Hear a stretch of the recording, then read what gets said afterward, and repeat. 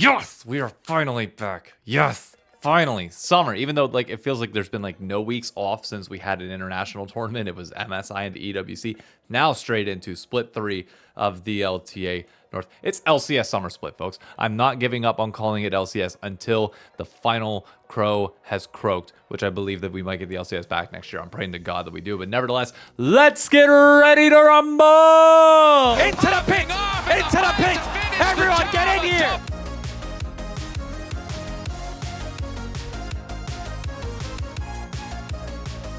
Okay, let's talk about some of the changes since the last time that we played, because it is split 3. It is a brand new format, and the format's a little bit complicated, but I actually found a way to boil it down, which I'll have the LTA video, or at least like they're short on things playing here on the side. But all you need to know is that the first 3 weeks of play, the worst teams will play the better teams. Whoever loses those matchups will get to pick from the winner's pool, or like the pool of teams that won that week or have like the better record, and face up against them. None of it technically matters. The only drama can really come from whether like Disguised picks somebody that you wouldn't expect. But otherwise, these 3 weeks in their entirety are basically just to split everybody up into the top 4 and bottom 4 after those weeks, of which then it gets sorted into the old school style playoff format when we had like 8 teams, except only 4 get double elimination, 4 don't. And that's it. And then you have like a North American playoff system where in that bracket, if you have the choice, like if you can pick one of 2 teams, the higher seed will get to pick who they want. That's it. Like that's the format basically, which honestly isn't bad. I don't like how it was advertised as like pick your rivalries, pick your opponent, do the awesome thing. And it's like, okay, well, it's going to be stock standard matchups probably. Like, I don't think there's going to be much drama with who picks who in those first 3 weeks, but I get it. You're trying to make it spicy that it's 3 best of 3s to seat into that. Whatever. But before we get to the matchups, there have actually been quite a few roster changes affecting 4 different rosters. Well, not roster. There have been 4 changes to the organizations that we do need to note. The first, and probably the most polarizing, being Dignitas. I'm lucky that I waited until 3:45 to record this video on Thursday, because they just announced that Photon is officially going to be their top laner. It wasn't official up to this point. Yesterday, Dignitas made headlines by Surdy publishing a 3-minute, 50-second video on their main channel of Surdy basically saying, hey, it was a toxic culture in here. They forced me to adapt to a different style than what got me here in the first place. And because of that, it didn't really work out, which I'll be honest with you, I don't like. Dignitas is one of those organizations where if you're looking at them and you're a younger player and you have this play style, like you should in no way, shape, or form ever go to Dig. At least while this management and coaching staff is there. The amount of younger players that they have turned over in the last few years is insane. And I don't think that Photon solves the issues of this roster, even if Surdy was not playing well. It might fit their style, they might elevate slightly, but the ceiling of this roster with Photon in it is really not all that much higher. They'll be lucky to compete for top 4. Like that's it. Like that's the only thing that this change does really. So if I'm Dig management, if I'm somebody looking at Dig management, I'm just sitting here like, so you wasted another rookie talent? Really? And you can blame it on the rookie. I know Surdy owned up to some of his stuff in the video, as well as, blaming things on the organization, but it was like, why this video first? Like what I'm shocked by with both of these videos is like, we've heard from all the players. There's no communication from like Dig management. Like nobody outside of the players that they clearly like need to be on camera, like wants to be on camera and explain the future direction of this league program and how things are going and their philosophy and how they're approaching it. Like there's zero accountability from people that are not playing on the Rift. And I'm just dumbfounded at it. Like I'm sorry, but you need to be in front of the camera. Press conferences for coaches exist for a reason, for general managers, for like all of that stuff exists for a reason. And I couldn't, like, I know Bakery's the GM of Dig, but can you honestly tell me the last time you saw a non-player for Dig on camera that wasn't Sylvix whenever he's talking about like the production of content and stuff from this org, like actual league management? No, you can't. It's faceless. Like I don't know what to say about it. I don't think Dig changes at all with this change. So good luck to them, honestly. go right ahead. Probably the most interesting roster change this split is going to be Lion bringing in Zamudo for their top lane over Licorice. Licorice being the veteran of the LCS at this point. He's been around since, what, 2018? I'm not sure if he started. No, I think it was like 2018 that he got his chance with Cloud9. Zamudo being the fresh face from Academy, who's been hyped up for a little bit. Like, whenever I talked about Sniper and talked about Surdy last split, there were a bunch of people in the comments that were like, no, Zamudo was kind of always the guy. And Lion giving him his chance, I think, is a great spot because you have a pretty dedicated fan base for that group. The roster beside that does have some potential. And even though they finished in last split, there were moments where you look at Lion and say, yeah, I could see where that could work. Maybe a little bit more time. Maybe Zamudo bringing a different play style in the top lane, bringing a fresh set of eyes, a fresh set of hands to the squad can help them out a little bit. It's not like they're up for promotion relegation. So yeah, I like the idea that they're risking a little bit here on a young North American player to see if he could develop and go from there. It's a decent building block. I'm not expecting all that much out of Lion, even with this roster change. I would still say, again, they will be solidly bottom 4 in this league, but you're just looking for these building blocks to try and make sure that you can either pick the pieces that you want to keep, reestablish some things, whether you need to blow it, like whatever you need to do, your goal should be to try and get top 4 next year and find the foundational pieces to do that in this moment. So Zamudo changing in is a great start for that, in my opinion. So interesting to watch Lion, regardless of whether the results are good or not. The one small change that's not like actually a roster change, 100 Thieves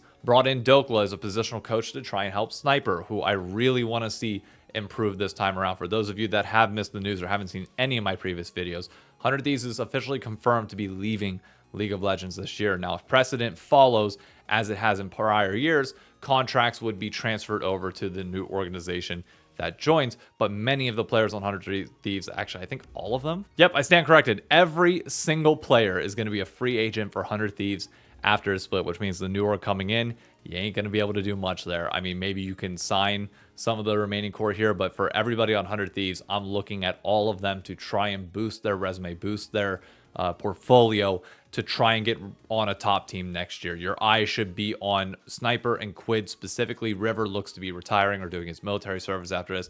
FBI and Ayla, I mean, you pretty much know what you're getting with them.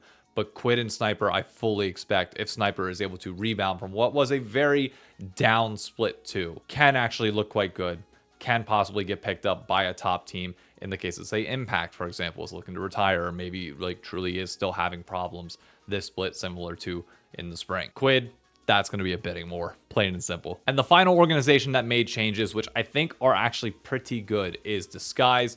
They got rid of Scary Jerry. Rahel is coming in. Abadage is gone. Darkwings is in. Rahel, a little bit more of a known quantity. Darkwings, still a little bit of a risk. But I like that they're taking a chance, seeing that, yes, the roster that they brought in was just not going to work. And for Disguised, this split, technically like every other split, but this is the only one that they are subject to promotion relegation, is a multi-million-dollar cost to them. Because if they cannot re-qualify into this league, you're out. Like, you can go to tier 2, you can get dropped down, but that's $1 million+ of revenue that you are losing, assuming you have a budget roster. Like, they could be break even, they could be profitable, we have no clue. But at minimum, you lose all of that, and you're starting from scratch. And that's not a spot that you want to be in. So their sole goal this split is to use every single series that they can get to warm up and get ready to face whoever comes from the NACL. If they can go further in the playoffs, great. But the reality is, since you are the only team that is subject to promotion relegation and you don't look that great at the moment, your only job is to make sure that you stay here, and that's it. It's a weird way to look at it. Like in Valorant, they had, I think it was G2 ended up going to their Worlds equivalent and protected their slot, but there's no mechanic involved in this version of promotion relegation, even if Disguise were to win the split, that prevents them from having to win that tournament. Now, granted, you assume that if the team was good enough to win the whole thing, that they would be able to beat the NACL team. But obviously, we know based on past performance from the last 2 splits that Disguised is not there. So that is the only point that matters for them. Really quickly, I actually wanted to shoehorn in here. I completely forgot. Yara is going to be available to play. There's a whole segment on the dive this week where they talk with the developer of Yara. I've played quite a few games with her at this point, and I'm telling you, I think she's a lot of fun. I'm curious to see what pros do with her. I think the laning phase early on can be a little bit sus, especially when you do have Caitlyn Lux, you have Lucian Nami, where they will probably punish her a little bit more than most. But if somebody, say, does pick a Kai'Sa or somebody that's a little bit more passive in lane, yeah, Yara is going to be a good pick, and she scales incredibly well. The ability to kite with her E, like use her E for movement speed, pop, ult, then E again for a dash. Oh man, you can output damage with the natural runins in her kit. She's just fun. I popped a Aurora the other day, quicker than an Aurora could pop me when we got to late game, and it was a wild situation. Absolutely loved it. I am really excited to see what the pros do with her. I think they'll be able to dance with her the same way that they do with Vayne and Kai'Sa, but it won't be as annoying as Zeri. So she'll be a very fun pick to watch in pro play. Plus, I'm just a big fan of purple. So I think that covers most of the changes, but let's go into the preview of LTA Fantasy and the individual players that I've got my eyes on this week, because there's some changes that you need to know. First and foremost, LTA Fantasy is back. The Shy Knockers are here. If you want to join, the link is both on Twitter, in the description of this video, and in Discord. Check it out. We're 114 members strong. I'm hoping to hit 200 in there by the end of this year. I'm almost at 5,000 subs here on YouTube. I'm at 50K on TikTok, I think, and like 5,000 on Twitter. There's no reason why we cannot get 200 people in this league. Come on, I'm giving out a free skin as well to whoever wins the league, which this past split was Beans at 1,218 points. I was nowhere close. I have notably changed my logo to the Optic colors, so yeah, there's that. But let's build out a team, because the matchups this week are going to be very lopsided. Like, there's a clear favorite in all of these matchups, including TL versus 100 Thieves. TL is very clearly favored, but you should be looking to pick up players from these favorite teams. But there's one incentive that has been added this split that didn't exist last one, which is, let me find this on Twitter. Did they really delete the tweet about it? What the hell? If you pick 5 different people from 5 different teams, you get a 20% point buff on top of the points that you already get. If you do what everybody did last split, which was just like picks all of C9 during matchups where they're favored, you don't get a bonus. And this will come in handy, especially in the early weeks. Come playoffs, it'll be a little bit more different when you're down to just 3 or 4 teams. But I like this incentive. That way people just can't pick C9, or at least there's like a catch-up mechanic behind it. So let's start off. I think the obvious pick is you want the best ADC you can get for the price point out of the top. I'm not touching Yon because I think that TL 100 Thieves series might be closer than people think. It has to be between Sven, Masu, and I am looking at Shopify to have a really good weekend against Dignitas. So I personally am actually going to go with the savings and go with Bvoy. A 1.7 bonus on all of them is interesting, but I think I will probably go with Ezreal. I know he plays Ezreal a good bit. Mid lane, this is your other big point value. Quid, especially since they're going up against Team Liquid, I don't think you touch personally. Quad, Loki. I mean, Loki against Lion feels like probably one of the better ones you can get. And Quad also is notably really, really freaking good on domestic soil, even if people are going to be a little bit down on him after MSI. I'm going to start with Quad, and then we'll make adjustments from there. We'll go Orianna. Oh, Jesus, I'm already down to 22 points. Maybe I dropped down a little bit. Maybe I should think that through. You know what? I'm going to go APA. We'll give APA, and we'll say that he gets Zig. Well, no, Zig's got buffs, so Ziggs will probably get banned. So I think the smarter pick would probably just be like Orianna. Why not? Support, we can definitely go a little bit cheaper. For now, I'm going to pick Seos, keep that synergy between the two of them. I'll go with Leona because Leona Ezreal is always fun. For jungle, I'm surprised that they're so high. Okay, I got to pick somebody that's towards the, like in the bottom of this and hope that they can do well. I'm just going to try and give myself as many points as I can in top side. So I'm just going to go with XU in jungle. I'm going to give him Jarvan because I've been seeing Jarvan picked a good bit. Sounds like fun. And that gives me 14 points to work with in top lane, which should give me a really, really good pick. Maybe I drop Seos. Can I drop 2 points here? No, he's already 7 points. The only downgrade that you can look at a little bit would be, it's tough. You can't even really grab a top player at all with the current budget. You know what? I'm going to have faith in my boy Sniper. I'm going to say that he's going to do quite well. Give him Riven. I think he comes out and redeems himself after the last split, which gives me 3 more points I can work with. So I'll upgrade my mid lane in some way, shape, or form. Saint is not a smart pick there. Maybe I can't upgrade mid. What about jungle? I could do contracts. I could do UG. But I like the pick diversity that I've got for now. I think Shaden probably stands a better chance at getting points than XU does. I'm still going to keep the J4 on this pick. And then maybe support. I can upgrade a little bit.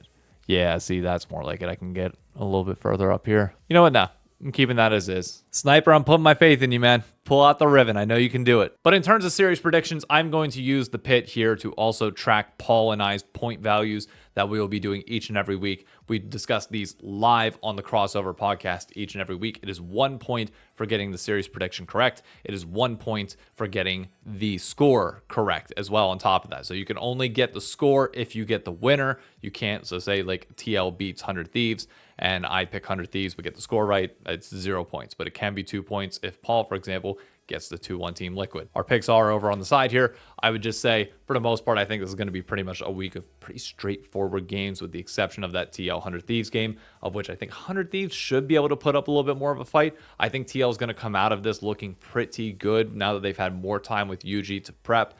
Dokla with Sniper might help nullify that a little bit, but I am expecting a bit of a rebound from Impact. So I do think this goes the distance. I'm hoping that 100 Thieves is able to take the win. I think most people will expect TL. And the rest, I mean, what do you want me to say? It's going to be lopsided matchups for the first 3 weeks. So it's not really going to be all that close. But that's it for the pit this week. Do me a favor, drop a like on the video down below. Comment what matchup you are most excited for. What part of this split you are most excited for. We only have 2 spots for Worlds as a reminder. It is going to be messy towards the end of all this, but I hope you all are ready. I hope you're ready to have fun, be entertained, and hopefully,